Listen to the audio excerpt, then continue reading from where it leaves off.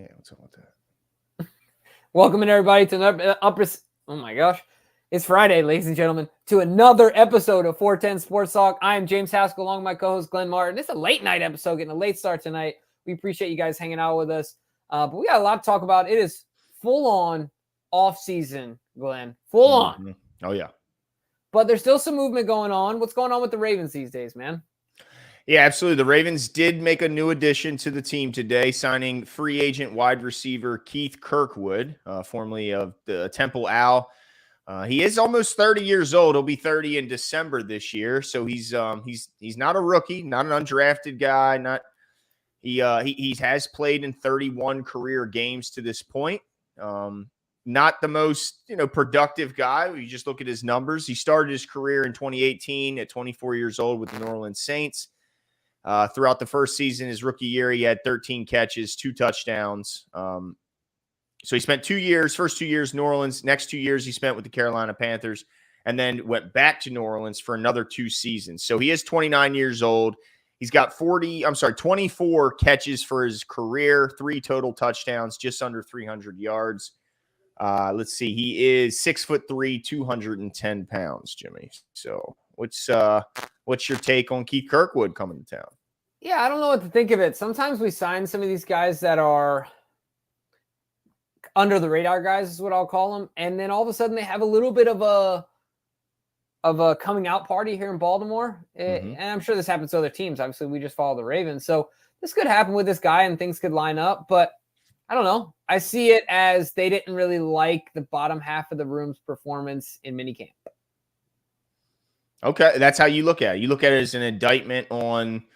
Well, let's just do as a fun exercise here. Let's see if we can come up with how many absolute stone cold locks we already have at wide receiver. Yeah, and then we'll just see who's realistically left competing for how many spots. Like, what's the how many wideouts are the Ravens keeping this year, Jimbo? Traditionally, it's like 6, right? It's traditionally 6. I think during maybe Greg Roman, we might have had a year where we only had 5, but then I think we quickly added to 6 soon after, those roster adjustments after that final cut down. But let's say 6 is fair, right? Yeah, let's keep it at 6 and see how many we can come up with. So Zay Flowers is obviously number 1. We can put Rashad Bateman at number 2. I think we can all agree Nelson Aguilar is the penciled in number 3. So we have, I'm assuming Tez Walker is an absolute slam dunk. Yep. Yeah. Do you give Tylan Wallace slam dunk? No.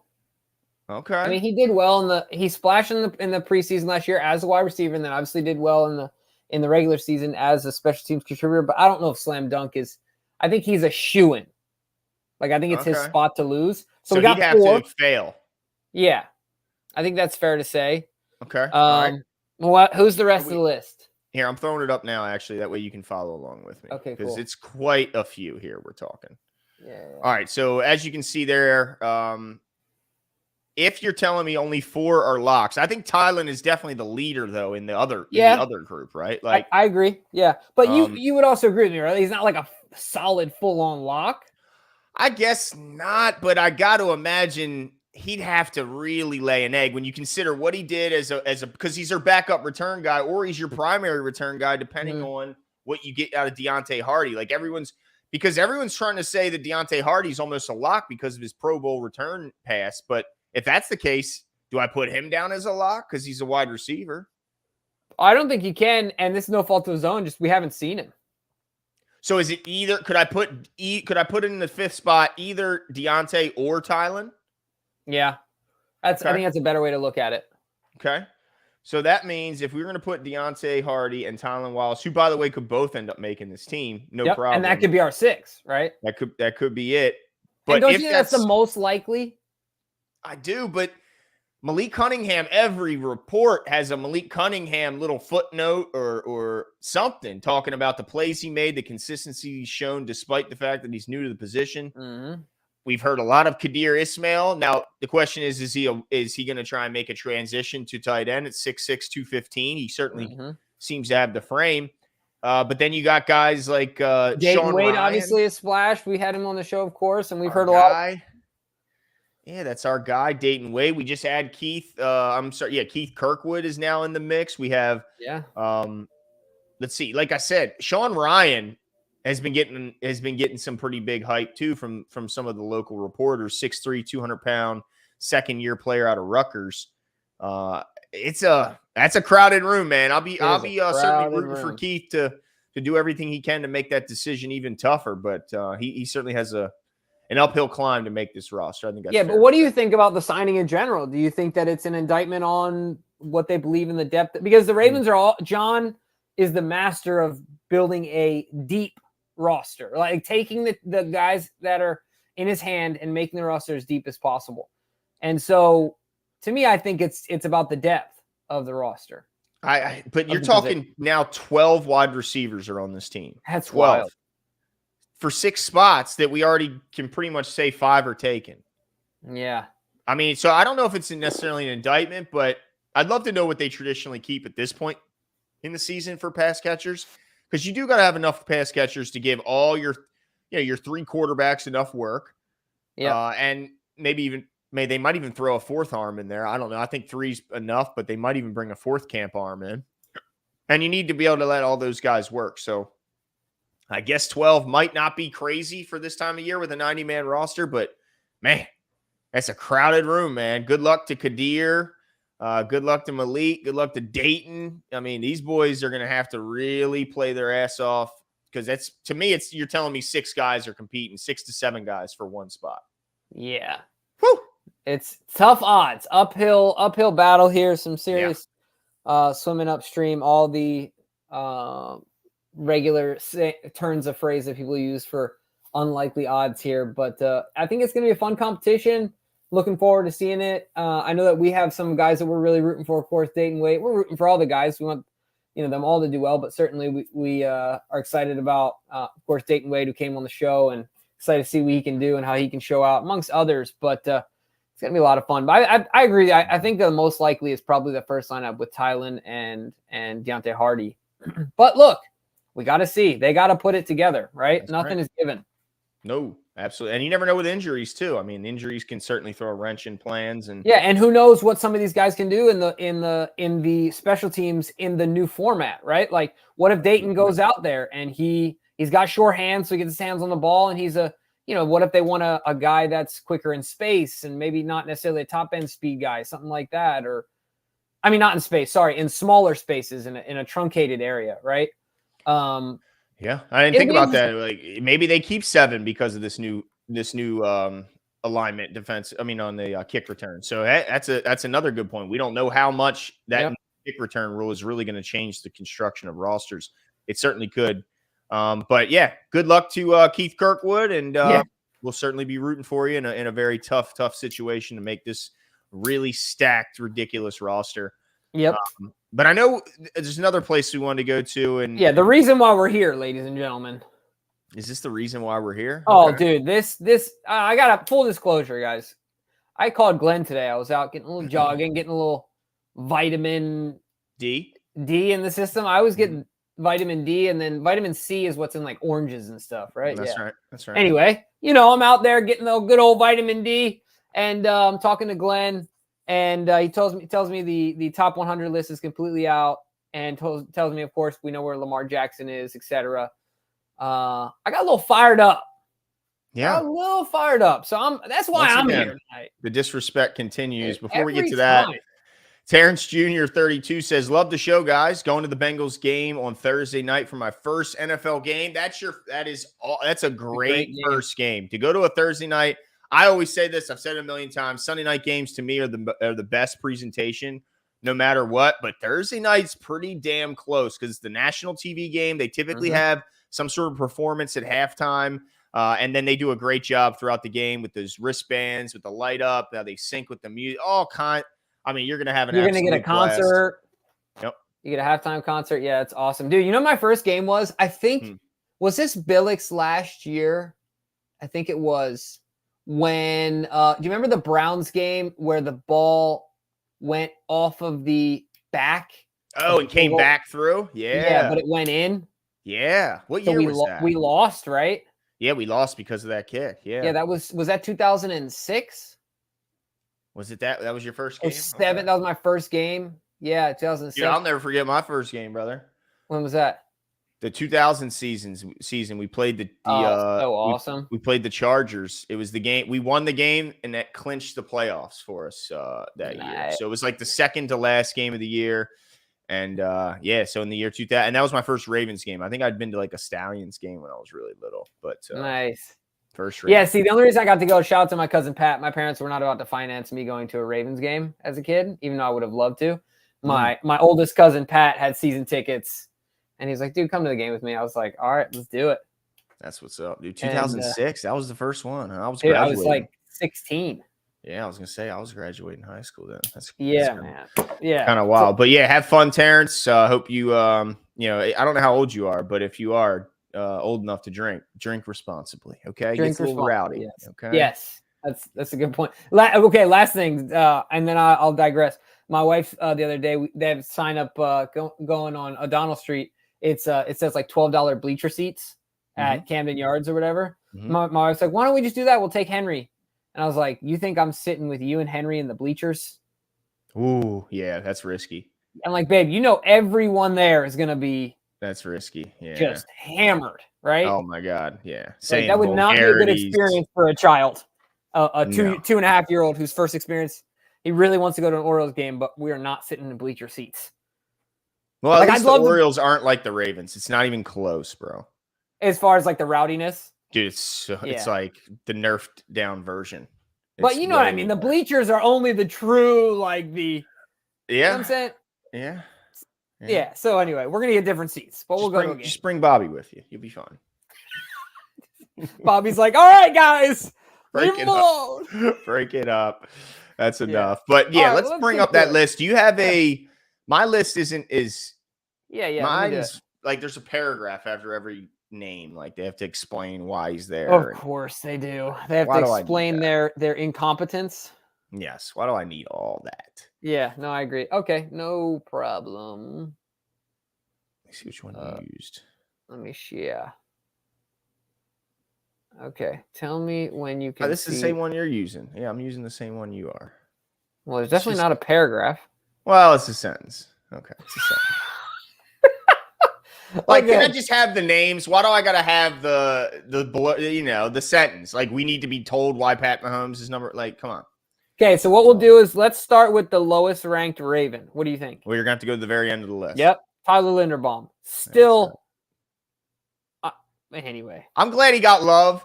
I'm glad he made his way in. Being a center is not a sexy position, and I'm just happy that he's on the list because he certainly deserves to be. Yeah, I think that's a great way to put it. Do I think he deserves to be higher? Yes. But you're right. He got some, he didn't have to get on that list. They could have left him off. Yeah, no, you're right. So that's fair. All right. See, I was about to throw a big fit, but you're right. You bring up a good point. All right, let's go.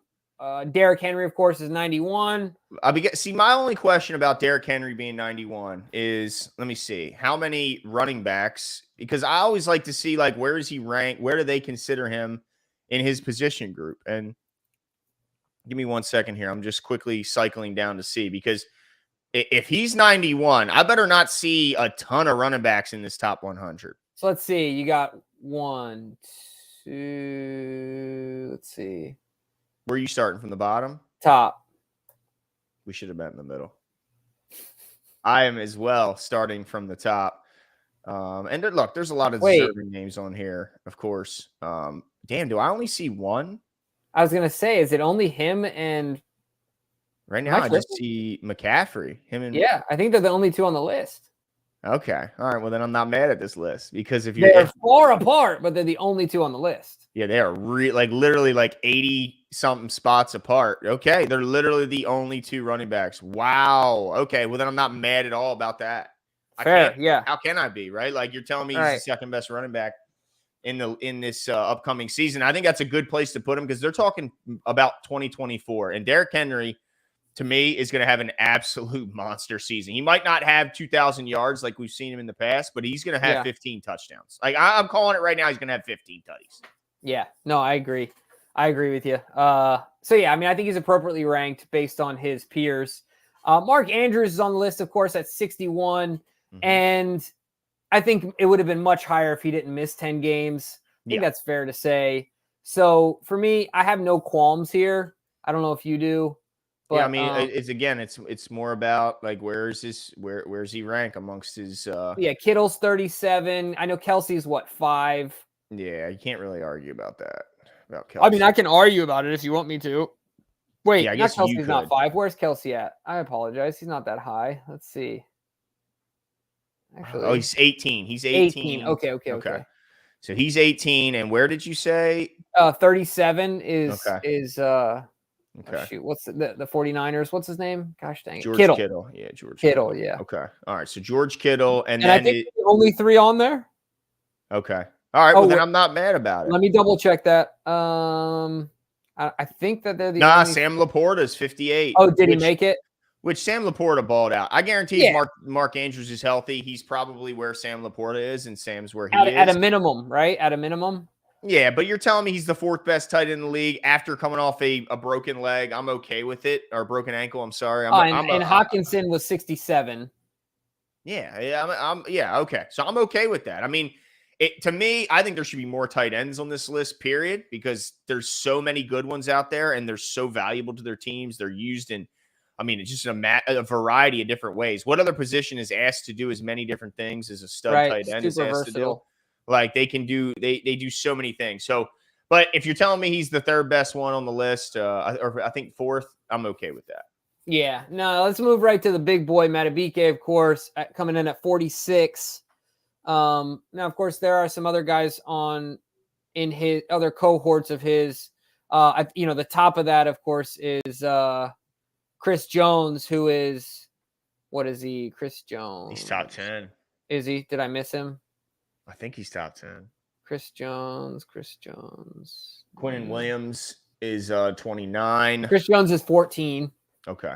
Yeah, and Quinnen Williams is up there. So is Dexter Lawrence at number 19. So he's the 4th rated D tackle by what I'm seeing. And look, I want him to be higher than that. I think that number, I don't know why everyone seems to be just ready to call last season.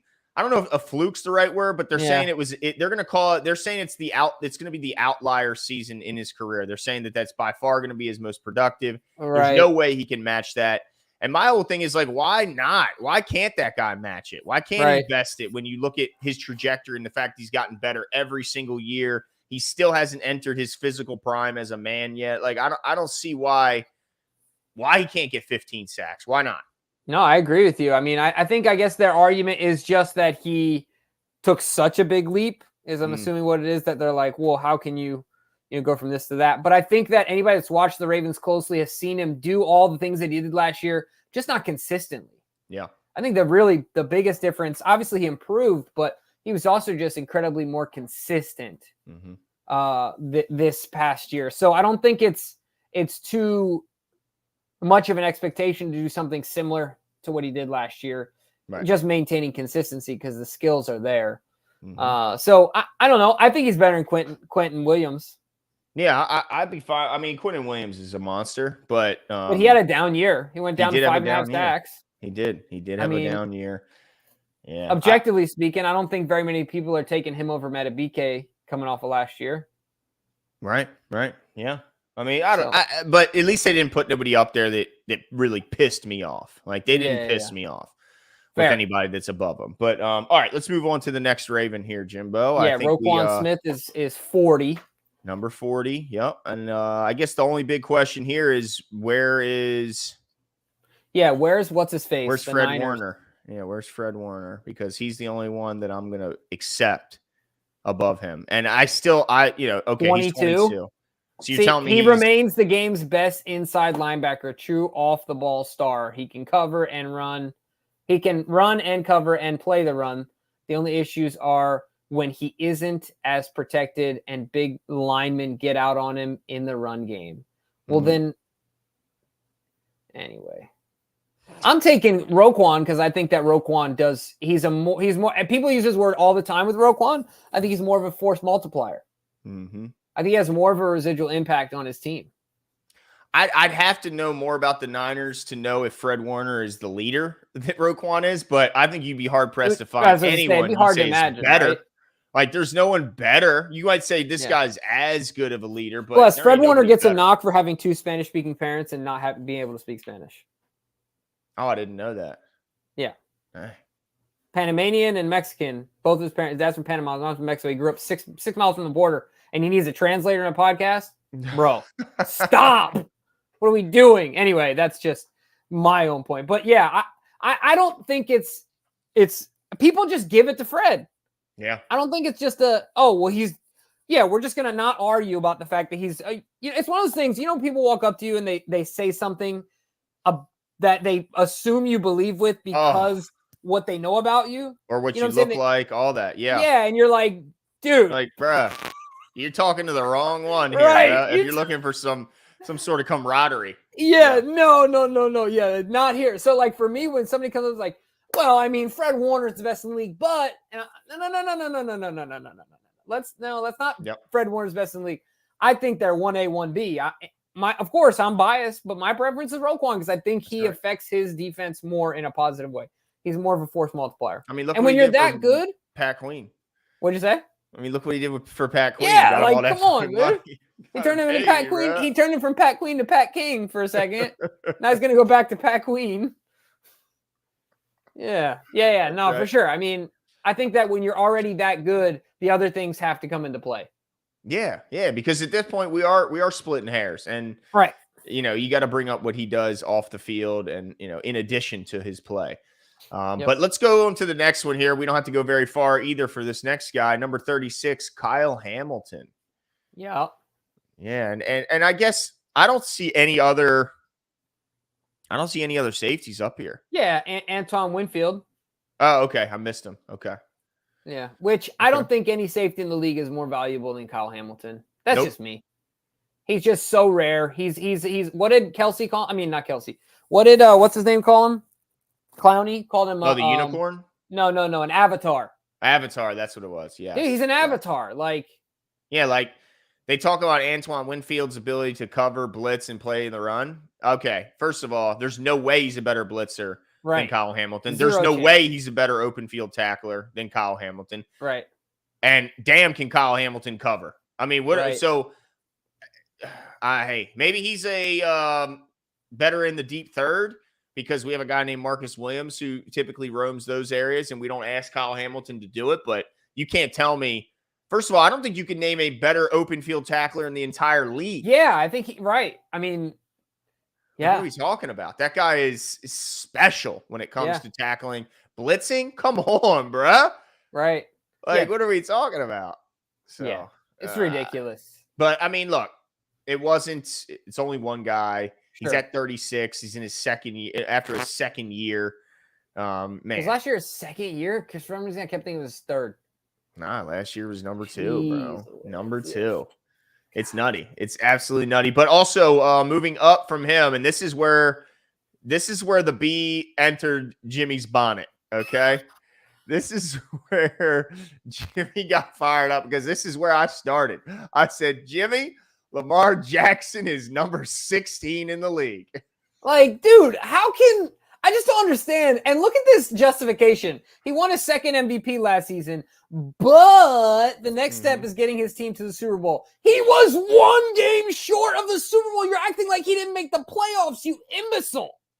Like, he has improved greatly as a passer, which should continue, this season in year 2 under OC Todd Monken. Like, dude, so your only knock is that he lost to a supremely experienced team, a supremely experienced coach, and the number 1 guy on this list in Patrick Mahomes. Your only excuse is that he lost to Patrick Mahomes in the AFC Championship game, and you're going to put Joe Burrow, who was injured all last season, in front of Lamar Jackson? What in the ever-living hell are we talking about here? Yep. This is Josh Allen, too. Josh Allen, who, by the way, which Super Bowl has he brought the Bills to? Yeah, what are we talking about? It's How nutty. many MVPs do these guys have? How many MVPs did this guy have last year? None of them. Only Lamar came home with the hardware. Oh, and go up to where they talk about Josh Allen. Look how they excuse away the fact that he throws away games. Just read the little blurb for me, Jimbo. All right. See, you really want me to just burst the read blood it. vessel. He led the NFL in total yards and touchdowns, 44, when combining his passing and rushing touchdowns. Yet the perception was he didn't play well. Yes, he turns the ball over too much, but he was a legitimate MVP candidate last year and will be.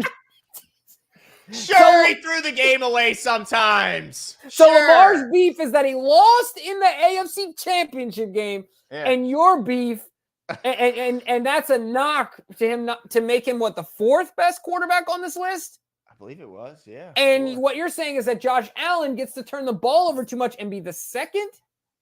He turns it over too much, Jimbo, but he was an MVP candidate. What are we talking? And it's Lamar won the MVP. Dude, it's so funny to me, Glenn, that every time Josh Allen takes off with the ball, they always want to talk about how he's their whole team's rushing attack, which is true. Which is absolutely true. But Lamar Jackson does so much more in as far as rushing with his eyes closed. He's half asleep. Like, if you're talking about purely that part of the game, don't be stupid and fool yourself. Nobody. The only person that comes close to Lamar Jackson is Mike Vick. And Lamar Jackson's already done more now than Mike Vick ever did, even from a rushing standpoint, just purely rushing the ball. This is just insanity to me, because any way you want to skin this cat, Josh Allen and Joe Burrow lose. The only way they're in front of Lamar Jackson is because he plays the game different, and it's a preference thing. It's totally a preference thing. We don't even know what Joe Burrow's arm is going to be, Glenn. No. That's a very unique injury to his wrist. Very. Dude, and not only that, Jimbo, not even the egregiousness of ranking him where he is as a quarterback, but also there's five edge players ranked ahead of him. Not one, not three, not four, 5 edge guys rated ahead of the NFL MVP, the guy who impacts the game more than anyone. Yes, that's right. 5. Myles Garrett, TJ Watt, Micah Parsons, Nick Bosa, and Max Crosby, all rated ahead of Lamar. How was 1 and 2 not the easiest thing ever to do? Like, guys, don't overthink this. Sure, put Patrick Mahomes 1, but you have to put Lamar number 2. Yeah. Sorry, I feel like I'm screaming in your ear, Glenn. No, you're good. You're good. I just want to put this up here because Don C is right about this, guys. It's that time of year where every football analyst is making a list. Mina Kimes and 410 Sports Talk, of course, are always on point. Book Mina. You know what? We would love to have Mina on. Heck yeah, man. I don't know if she's answering our DMs, but we're certainly gonna try and we'll certainly message her. Don C goes on to say the Ravens, by not signing a veteran wide receiver, better get likely involved with 2 tight end sets. He's a unicorn. They need to use him, period. I think they absolutely will. I think there's really no doubt about that he's going to be a focal point in our offense. I guess the only question is, does he get 4th target share? Like, where's his target share at when you rank him? He's not first. I think that's either Mark or Zay, and whoever's not first is second on that list. But is 3rd Isaiah Likely? Is 3rd Rashad Bateman? Is 3rd, who's the 3rd? Nelson? Where do those guys fit in? There's a lot of pass catchers, no doubt. Yeah, no, so yeah, as far as Don's point, see, I was about to go back in on the freaking list here. Sorry, Don. But yeah, I agree with you. I think the plan is get Likely the ball as much as possible. Just cause the defense headaches. We know that Monken can do this. He did it, at Georgia and with his 2 tight ends. Yeah, so I have no doubt that it'll happen. Don, you'll definitely see it out there, and we're looking forward to it. But this is just outrageous. How does Lamar fall out of the top 10? Like, where do you have a problem? Like, okay, Glenn, I mean, are you maybe not as bullish as me? Does Lamar? I just don't know what else Lamar can do to not be number 2. Well, look, Nick Bosa is the number 10 guy. He had 10 sacks last year. Yeah, so what are to we me, talking it's like about? this. And that's the thing. I guess you have an unfair advantage at quarterback, but at the end of the day, this list is like, okay, I'm starting a franchise today. These are the top 100 best players in the league. Yeah. How? I just don't see how. He had 1 game all last year where he had more than 1 sack. Bosa did. 1 game, Jimbo. You're telling me that he's more impactful than the MV? I mean, what are we talking about? I know it's team game, but like, what sort of impact did Bosa have, and what sort of impact did Lamar have when we played them? Right. Like, what are we talking about? It was a complete and total shellacking, a beatdown, an Dude, ass whipping. and what is with all the? I know that they're a well-built team, dude. Who from the 49ers is greasing whose wheels? What do you mean? What do you mean? Like, dude, how many guys do they have in the top 25? Oh, they got a Trent ton, Williams dude. is 3, Bosa's 10, McCaffrey's 8. I mean, I don't know if they got any other guys in the top. I'm not taking any of those guys over Lamar Jackson. No. They got Fred Warner at 22. So I got 4 guys in the top 25. Yeah. What do you say about those 4 guys? They still couldn't get it done. Kittle 37. 5 in the top 40, Jimbo. Booty, 45 is Brandon Ayuk. I mean, they got a lot of play. Now they're a good team, so I mean, Travarius Ward is 60. Yeah. But my gosh, I really struggle with the Lamar at 16 thing. Why do Lamar hate Lamar Jackson? I don't exactly. If he was top 5, we probably wouldn't have even we would have brushed over this list. It would have been quick because really we didn't have that big an issue with any of the other ones. It's just this one that's just continues to just make you scratch your head, man. It's like, what dude, but in your mind, if you're thinking about it as objectively as possible, is there any world that you see Lamar Jackson out of the top 10? No. What about top 5? Top 5. Let me go back up to the top here. Okay, so top 5. I mean, look, Myles Garrett was incredibly dominant. There's no doubt about it. I got to give that guy credit. I'd be okay with that guy being up there. Tyreek Hill, same thing. He almost broke the record. I'd be okay with it. I'm not okay with TJ Watt? I'm not okay with Trent Williams.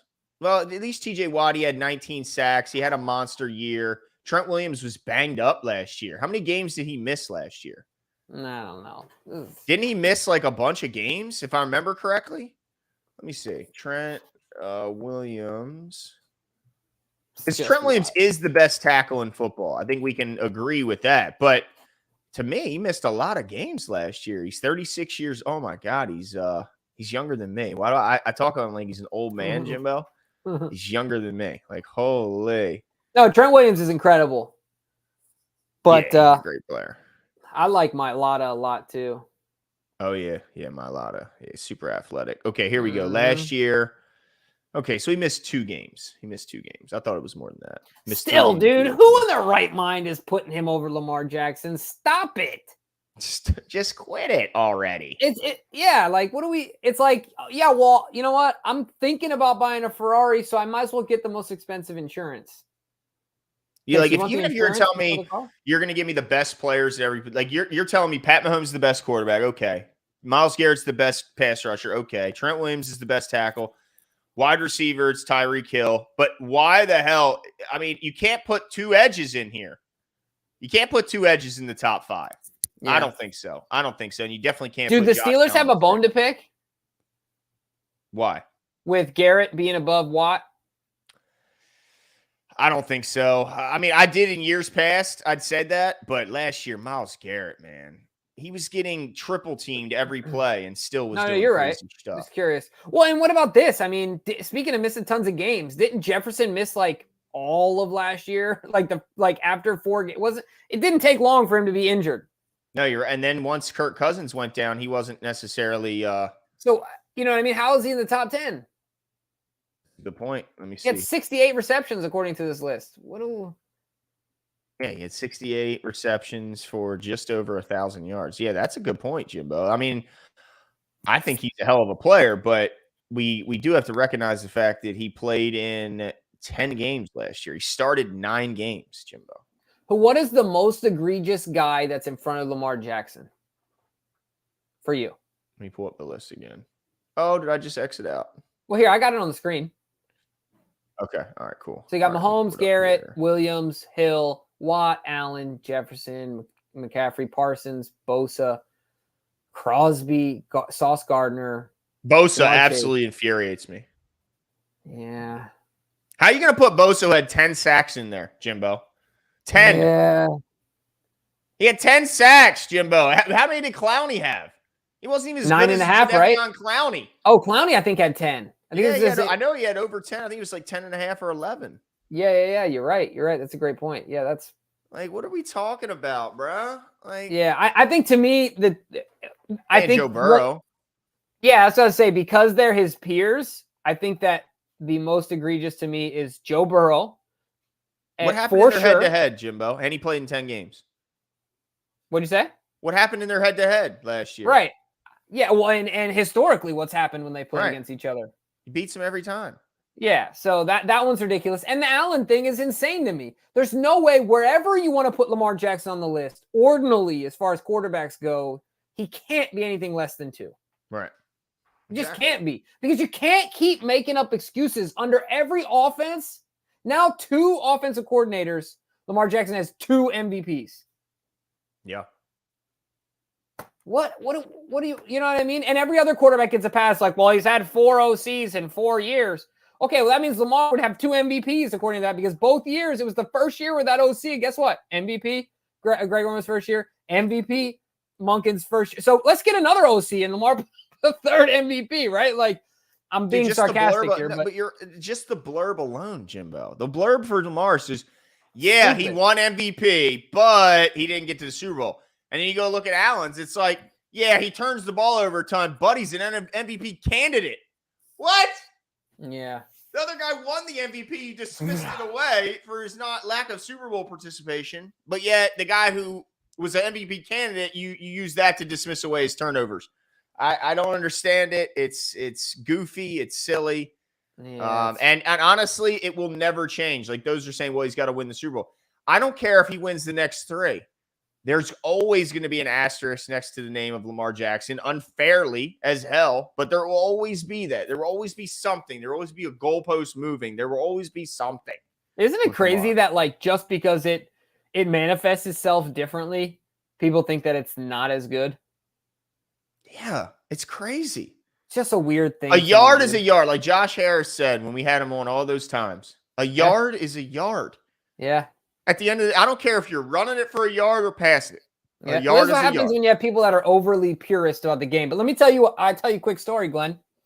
So it was, you know how cyclists all do that, those handlebars that like lean forward real.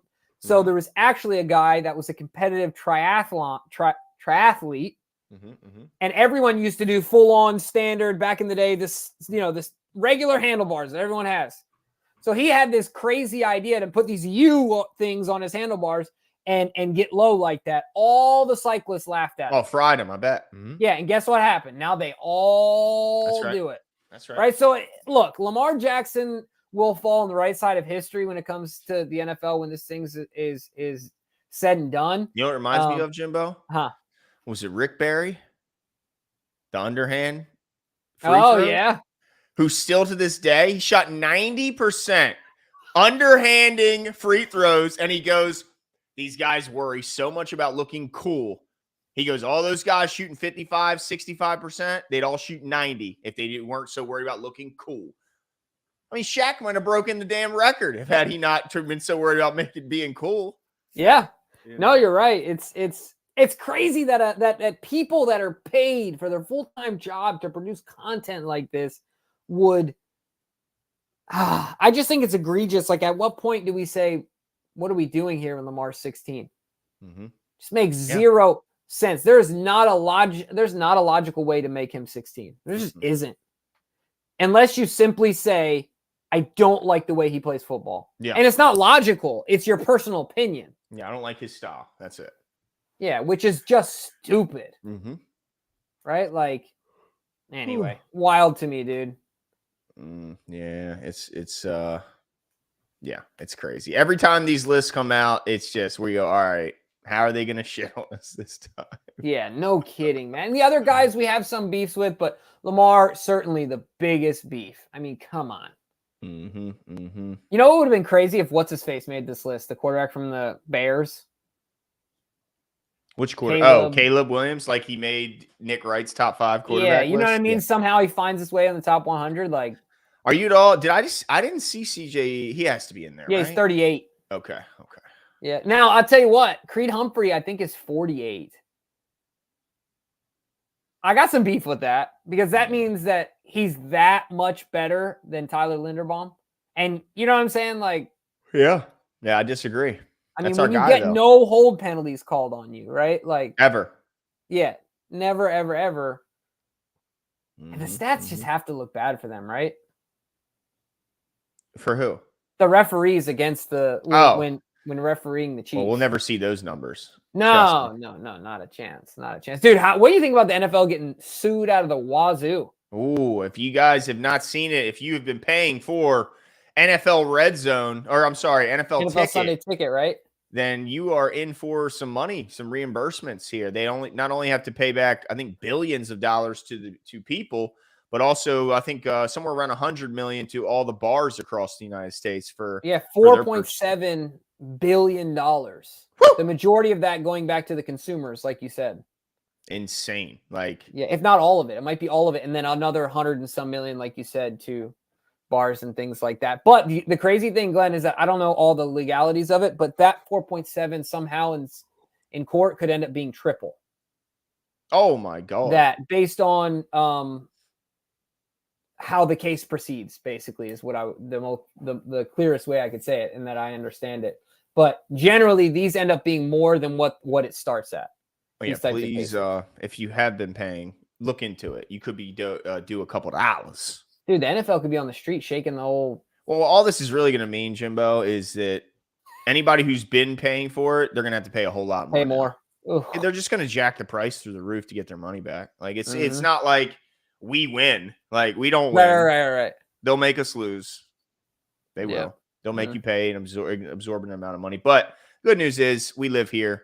We get to see our Ravens no matter what. Don't have to buy the ticket. Yeah. But I think somebody was asking in the chat here where everybody was ranked here. Just to give you a quick recap. Number 100 was Tyler Linderbaum, 91, Derrick Henry, 61, Mark Andrews, 46, Justin Metabike, number 40, Roquan Smith, 36, Kyle Hamilton, and 16, Lamar Jackson. So nobody rated higher than 16 for the Ravens, only one in the top 35. Yeah, surprising. Yeah, and the only thing I will say, like, I used Burrow's injury against Lamar. If I'm not mistaken, I guess Hawkinson got injured last year too. I was going to say, I wouldn't be mad if they left Mark off the list because he had 10 games out, right? Yeah. Like, you can't, it is what it's like a DQ almost. Yeah. You know? So now, when did Hawkinson get hurt, though? Let me see if it says here how many games he missed. But you remember, didn't he like tear his ACL or something pretty bad? Yeah, it was one of those big ones. Yeah, it was one of the big ones, the Achilles or something. It was one of the big ones. Mm-hmm. Stud, man. All those guys. Studs. Yeah. No kidding. It doesn't say exactly what. He played 15 games. Oh, so damn. Yeah. It was late. You got to leave him on there then. But my point is that if you had a beef with him being behind Mark, I get it. Oh, got you. I see what you're saying. That's what I'm saying. Like, that's the one guy on the Ravens that, like, most of the guys, I think they're underrated for the Ravens. Certainly, I think Mark Hamilton and Lamar Jackson should be higher rated. Yeah. But I wouldn't be mad if someone was like, well, dude, Mark missed 10 games. Because same thing with Burrow. He missed, I think, more than 10. Yeah. Well, last question I have for you about the list. Yeah. What's your take on the fact that Kyle Hamilton is 36 and Roquan is 40? No, I'm okay with that. So do you think at this point, are you willing to say Kyle Hamilton's a better football player than Roquan Smith? Whew! That's a big statement, Jimbo. You better think about that shit. You know what's crazy? I think so. Oh my God. What? I think that Hamilton is so incredibly talented and unique and versatile in his game. Yeah, he can just the force multiplier. Don't forget about that. You're Jimbo. right. That's a great point. Gosh, dang it, Glenn! That's why you do this? Toughie, bro. What about you? Dude, that's why I asked you. Because they're both crazy, and obviously, I think we've seen the best of Roquan, and that he's older, and I think we know what we're getting. We still don't know how good Kyle Hamilton's really going to be. Yeah. No, it's I mean, if I was starting a team right now, I'd probably have to take Kyle Hamilton, but Roquan's what, 26? Like, he's not old. Dude, doesn't he? He looks like he looks like he's an old soul. Oh, he certainly sounds like I guess that's a better way to put it. Like, if you closed your eyes. Yeah, he's 55. You know what I mean? We're gonna go down here and play some football and knock these boys in yesterday. You know what I mean? Like, That's right. That's right. He's like that guy standing outside the convenience store that used to play football back in high school. That no, he tells reminds the same me of the stories. dude from the end of Sandlot. Which one? The You talking about the announcer? No. The guy that owns the dog, Hercules. Oh yeah, or James Earl Jones. Yeah, like that vibe, like that deep ass voice. He's got the deep character voice that he plays. You know what I mean? He's like super passionate about old it. Ball player. He was an old ball player. Yeah, man. Yeah, that's my son's favorite movie now. Oh, that's a good one. I have no idea how he's becoming obsessed with baseball. But Glenn, I'm about to turn into a baseball fan, dude. Bro, because let me know. You know how happy I'd be to hear that. You know your boy loves some hard. Yeah, well, he's got a coach, Coach Glenn. You know what I'm saying? By the way, lug nuts, baby. Yeah, I love it, dude. Oh, and by the way, that's the Grand Slam ball, right? That's the Grand Slam ball, baby. Let's go. Hey, tell Cam not to play with that one in the neighborhood. No, that one stays with me. I got like 100 balls in a bucket in my garage. He don't need this one. This one's for me. This one. Make sure if any kid asks him who the Great Bambino is, he knows who it is. You know what? And he doesn't currently know that. So I got to He's seen the movie, right? He's seen the movie, but he probably doesn't memorize that part. No kids know who he is. Yeah, these young whippersnappers. But yeah, that was that's an interesting list, but that was a fun show, Jimbo. I think that's it for us tonight, if that's correct. Yep, that's it. Are you trying to put your shoes back on? Is that why you turned sideways? Yes. Were you like putting your slippers back on? Yes. That's exactly what I was doing. I knew it, dude. I could tell. That's awesome. The old slippers back on. Nice. Yes, well, yeah, dude. We'll be back next week for sure. Looking forward to it. Yep. And hopefully you guys have a great weekend. I think we might only do one show next week because of the 4th. We'll see. Yeah, we'll see. We're always working on trying to get you guys new and exciting guests. So we're gonna keep doing that like crazy. Maybe we'll hit up Mina Kimes to see if she can come on here. But we'll keep going. Flutter timeline on Twitter. Is that Don, get on that. Don, help us out, all bro. Ravens flock just at Mina to tell her to come on the show. That's all. That's all I'm asking for. That's it. That's right. But anyway, that's it for us tonight. We'll talk soon. See you.